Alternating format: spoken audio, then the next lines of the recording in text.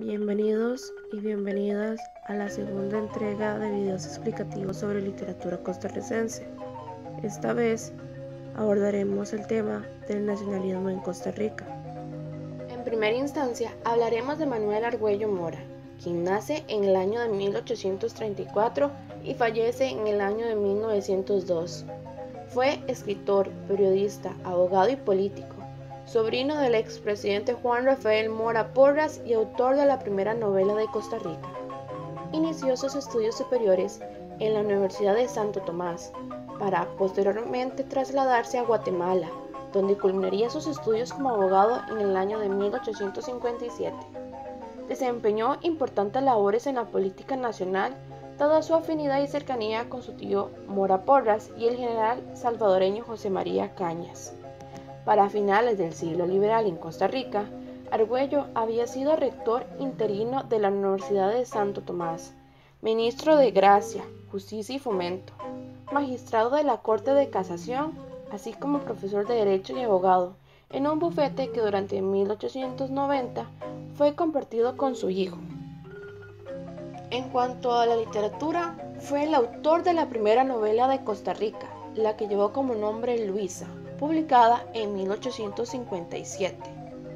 Sus obras plasman recurrentemente la temática histórico-política que, en combinación con su producción narrativa, permite comprender la influencia del realismo en sus trabajos. Argüello publicaría entonces varias obras de gran relevancia, como por ejemplo, en 1860 publica las obras llamadas Un drama en el presidio de San Lucas, Un hombre honrado, Las dos gemelas del Mojón y novelitas de costumbres costarricenses, cuentos y cuadros de costumbres. En 1888 publicaría El huerfanillo de Jerico, novela por entregas que luego fue titulada Misterio. En 1898 desarrolla Páginas de historia, recuerdos e impresiones con 10 crónicas. Ya para 1899 publica Costa Rica Pintoresca, la cual plasma sus leyendas y tradiciones, así como una colección de novelas, cuentos, historias y paisajes. Ese mismo año publicaría Elisa del Mar y por último, en 1900 publicaría La Bella Herediana y El amor a un leproso. La literatura de Argüello ha sido catalogada como mitificadora del pequeño estado liberal de Costa Rica, debido a su incesante necesidad de repasar los acontecimientos vividos principalmente en política, como por ejemplo el derrocamiento de su tío, su destierro y su posterior asesinato en un puerto de Punta Arenas. La cercanía vivencial que el autor tiene con sus relatos y con el panorama general de Costa Rica permite comprender de mejor manera la creación y consolidación de algunos rasgos identitarios costarricenses, los cuales se ven alejados de la influencia española e incluso de la misma región centroamericana. Te estarás preguntando, ¿qué es el nacionalismo? Pues bien, la concepción actual del concepto se desgaja de la época contemporánea. Sin embargo, se puede rastrear su inicio durante la crisis del periodo feudal, cuando diversas tribus guerreras se encargaron de invadir y saquear los territorios en Europa. Esta definición de nacionalismo puede ser polisémica. ¿Qué quiere decir esto? Pues que puede tener diversos significados. Para ello, vamos a contemplar el término de identidad nacional y lo podemos definir como el sentimiento subjetivo del individuo a pertenecer a una nación concreta, a una comunidad en la que existen diversos elementos que la cohesionan y la hacen única, como por ejemplo la lengua, la religión, la cultura, la etnia, siendo estos elementos objetivos sobre los cuales se asienta el sentimiento de pertenencia a una comunidad nacional. Según Erika Golcher, diversas investigaciones han establecido que la comprensión de la identidad nacional costarricense guarda una gran congruencia con el Estado, es decir, esta identidad nacional se ve inmersa en un sistema de valores que legitiman al sistema político imperante. el cual es dirigido por una clase dominante que trabaja la identidad nacional a partir de sus intereses y perspectivas para lograr una homogeneidad. De ese modo, justifican un proyecto que por lo general excluye a ciertos individuos o elementos, dadas las convicciones o ideales a los que se adscriben, los cuales se ven influenciados por lo europeo. Alcanzar la homogeneización anteriormente mencionada no era algo sencillo, pues si bien esta homogeneidad era dirigida por la clase dominante, principalmente oligarca, que en muchos casos conflictuaba respecto a qué elementos aceptar y no aceptar dentro de su proyecto nacionalista, no obstante, cuando estos elementos eran aceptados, también eran en gran medida acogidos por los individuos y se transmitían de manera informal a través de las familias y, formalmente, por el Sistema Nacional de Educación, así como por la religión, quien se encarga de la transmisión de algunos valores y creencias, estas conflictuando constantemente con los ideales de algunos miembros de la clase dominante. Durante la colonia, las características geográficas y la escasa presencia de materias primas para la extracción generaron poco interés de España, siendo entonces Costa Rica marginalizada por un largo tiempo. Si bien se mantuvo el sistema de castas propio de la colonia, los vencedores de aquel encuentro entre indígenas y españoles se volvieron labriegos, alejados casi por completo del panorama y de la dinámica colonial propia de la región. Estos individuos hicieron frente a los diversos cargos públicos de la provincia, adquirieron experiencia y renombre, pero ello no era sinónimo de relevancia para el resto de la región. No obstante, esta experiencia adquirida serviría para dirigir lo que posteriormente sería una Costa Rica independiente. Con la conformación de grandes familias para el desarrollo de trabajos en haciendas, se propició la reproducción de valores religiosos, que en ese momento estaban experimentando una especie de sincretismo entre los principios cristianos y la devoción por parte de la población mestiza hacia la Virgen de los Ángeles. La unión de estos elementos permitió una identificación no solo de mestizos, sino de la población blanca que se encontraba familiarizada con los principios cristianos. Tiempo después llegaría la independencia. Según Golcher, al no desarrollarse un enfrentamiento armado por el poco interés de España en la región, se originó una importante cultura pacifista y de poca acción, aspecto que cambiaría con la campaña nacional de 1856 y 1857 dirigida por Juan Rafael Mora Porras, de donde se sustrajeron importantes elementos para solidificar la identidad del costarricense, como por ejemplo, la reproducción de discursos antes, durante y después del acontecimiento, así como el ensalzamiento de figuras heroicas que dieron la vida por la patria, la permanencia en la memoria a través de importantes infraestructuras y monumentos, así como su prevalencia en cánticos e himnos nacionales que mantuvieran viva en la población la gallardía y tesón de estos costarricenses. La idea de desarrollar la identidad nacional costarricense se da durante el liberalismo ilustrado, en donde se promociona el orden y el progreso, así como el derecho a las libertades, a la mejoría de la salud, educación y la abolición de la esclavitud. La identidad se construyó con el fin de que se brindara unidad y cohesión a la sociedad costarricense.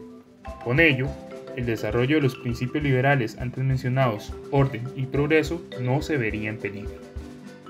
Debieron retrotraer a aquel costarricense que se estaba gestando durante el liberalismo, que, según Golcher, se encontraba sustentado en la creencia de una superioridad respecto a la región, la cual se encontraba respaldada en la diferenciación política, social y económica, en donde había una mayor pureza racial y un menor porcentaje de indígenas. Tal construcción amalgamadora en una sola identidad nacional se vio acompañada con la creación de bibliotecas, archivos, museos e instituciones que permitieran resguardar el patrimonio y la historia del país. Para finales del siglo XIX e inicios del XX no se desarrollaron cambios en las perspectivas nacionalistas costarricenses. Siguió intacto el patrón de identidad nacional ejecutado desde el liberalismo. Ya hacia la segunda mitad del siglo XX, la democracia y la paz se fortificaron como principales elementos de la identidad nacional. Hablemos ahora de las representaciones del nacionalismo en Costa Rica. Comencemos por sus discursos. Costa Rica era concebida como un país civilizado y blanco en los diferentes textos difundidos en el exterior, aproximadamente para las décadas de 1880 y 1890. Fue entonces Joaquín Bernardo Calvo, quien fue uno de los primeros historiadores costarricenses, quien aseguraba para el año de 1887 lo siguiente: en Costa Rica, si bien existe la raza primitiva, su número es exiguo y está completamente separado de la población civilizada.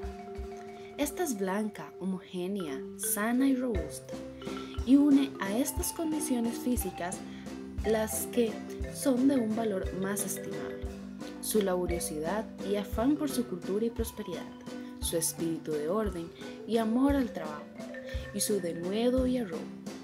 Cuando se trata de la defensa de la nación, la moralidad del pueblo y su respeto a la autoridad es notoria. Si bien dicha concepción ha cambiado desde mediados del siglo XX, siendo Costa Rica multiétnica y pluricultural, se siguen manteniendo algunos vestigios de dicho discurso racial. Para hablar de los héroes y monumentos nacionales, Guillermo Brenestencio menciona que entre el siglo XIX y XX en Costa Rica, la estatuaria cívica se convierte en un medio idóneo para representar y evocar la memoria arquetípica de los héroes y las glorias nacionales, en donde se permite construir un vínculo asociado entre los hombres ilustres, así como un vínculo entre los ciudadanos, sus virtudes y el respeto que deben tener por los principios y hazañas ejecutadas por dichos ilustres. Es decir, estas representaciones se vuelven elementos ideológicos. Los monumentos fungen como medio de embellecimiento del decorado urbano. Aunado a ello, la estatuaria cívica se consideró un instrumento pedagógico, siendo menos discursivos que un texto o la palabra. Las estatuas o bustos poseen su propia relevancia, hacer que un recuerdo histórico esté indefinidamente presente, imponerlo incluso a la gente común, pasiva o indiferente.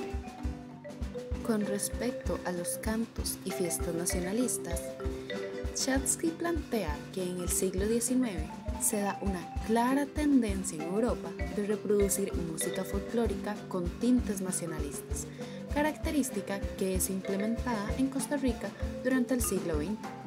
Es por ello que algunos cantos y fiestas también se conciben como medio de evocación y pertenencia de la memoria heroica y nacional. Entre ellas podemos mencionar las fiestas patrias, las cuales se caracterizan por ser coloridas, así como por la música, los discursos, las comidas, costumbres, tradiciones y desfiles que en ellas se dan.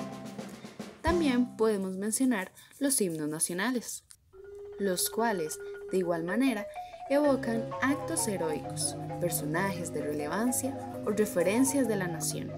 Podemos mencionar el himno nacional de Costa Rica, el himno patriótico del 15 de septiembre o la patriótica costarricense. Análisis histórico-literario. A su vez, una de las posturas en discusión historiográfica en torno a la formación de la nación argumenta que el ideario liberal fue fundamental para consolidar la nación a partir de un estado preexistente que se había gestado desde la independencia. Es decir, apela entonces a la perspectiva de la construcción de un nacionalismo basado en la lealtad al Estado, presuponiendo que eso ya existía en 1821, pero que va cobrando fuerza y vigor con los diferentes acontecimientos que se desarrollan a lo largo del siglo XIX. No se debe olvidar, en este punto, que algunas de las ideas fundamentales en la construcción del nacionalismo y una identidad propia del costarricense concuerdan con el proyecto de consolidación del Estado liberal. Por lo tanto, promueven esquemas europeizantes propios de la construcción nacional y presentes en la literatura, los cuales dejaban por fuera del ideal de nación a ciertos grupos minoritarios. Por ejemplo, el marcado desprecio por la cuestión indígena que padecían las élites costarricenses y su discurso europeizante que las llevaba a utilizar conceptos como civilización, raza y progreso. Esta idea parece reforzarse con el intento de las élites de patrocinar la llegada de inmigrantes europeos y contrastar los elementos raciales españoles predominantes en Costa Rica. Asimismo, parte de la tendencia de Manuel Argüello Mora como escritor en sus textos literarios es recurrente a la temática histórico-política, plasmada en el relato de ciertos episodios que revelan la intención del autor de dotar a su nación de una leyenda fundacional vinculada a la implantación de la democracia liberal en Costa Rica. De esta manera, se presentan acciones de veracidad características de la novela histórica, pero presentan también un carácter ficcional. El autor inscribe en la memoria colectiva costarricense hechos que considera fundamentales para su nación. En consecuencia, la literatura ejerce entonces una función política que permite ensayar maneras de conformar una identidad nacional y una comunidad. Ahora hagamos un breve análisis y comentemos un poco sobre el contexto literario de la obra Elisa del Mar. Recordando un poco sobre la polémica literaria, se tiene por un lado a Carlos Gallini, que realiza una crítica a la obra Hojarasca de Ricardo Fernández Guardia. La principal crítica realizada por Gallini fue que en las obras literarias hacía falta lo nacional, el lenguaje, los escenarios y asuntos propios de lo costarricense. A esto, Fernández Guardia, por otro lado, responde con la frase conocida, que se encuentra en la segunda carta, que dice: de una india de Pacaca solo se puede hacer otra india de Pacaca, dando a entender que de Costa Rica no hay mucho para representar en las obras y que más bien la creación literaria debía estar enfocada en modelos europeos. En el video anterior hablamos sobre la literatura de Fernández Guardia. Ahora vamos a posicionarnos en el otro lado, es decir, en las ideas de Gallini. Varios autores empiezan a escribir según la línea de pensamiento que tengan. Algunos apoyan las ideas de Gallini y otras las de Fernández Guardia. Una cuestión que se debe tener en cuenta es que la literatura está atravesada por su contexto, y en este caso las ideas de Gallini planteaban esa construcción de la identidad nacional desde la literatura, todo lo que hablamos al inicio de este video. Además, en el ámbito artístico, en Latinoamérica, se estaba escribiendo con tintes de romanticismo, entendiendo este como el movimiento literario que dentro de sus características tiene un historicismo y sentimiento de lo nacional.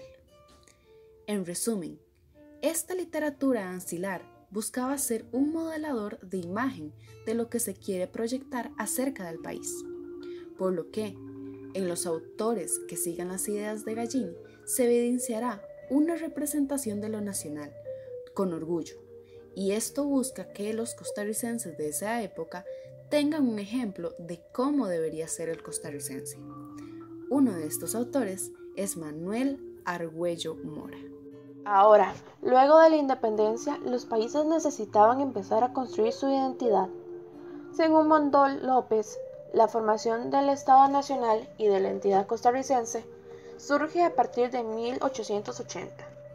Para esta invención se recurre a eventos y figuras históricas, y en Costa Rica el hito bélico fue la campaña nacional de 1856, por lo que los costarricenses que participaron en este acontecimiento son vistos como un ejemplo de heroicidad, y eso se ve en la literatura.